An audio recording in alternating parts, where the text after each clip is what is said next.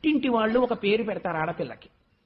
ఆడపిల్లకి పేరు తల్లి తండ్రి కలిపి ఒకసారి నామకరణం చేశాక ఆ ఆడపిల్ల పేరు మార్చాలంటే మళ్ళీ ఎప్పుడు వస్తుందో తెలుసా అండి అధికారం?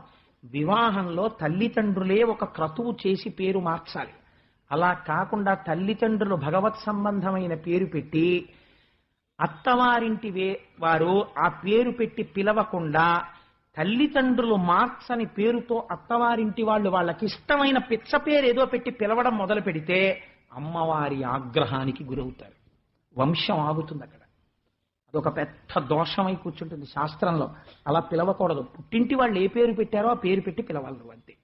తప్పించి మళ్ళీ నేను పేరు మార్చేస్తానండి అనకూడదు. అలా మార్చాలంటే మామగారిని అడగాలి. మామగారు పెళ్లిలో మార్చాలి. ఆడపిల్లకి పెళ్లి మళ్ళీ పెళ్లి వరకు మార్చడానికి వీల్లేదు జ్యోతిష్ శాస్త్రంలో. మీరు కావాలంటే ప్రామాణిక గ్రంథాలు చూపిస్తాను నేను. అలా కుదరదు. అందుకని ఇష్టం వచ్చినట్టు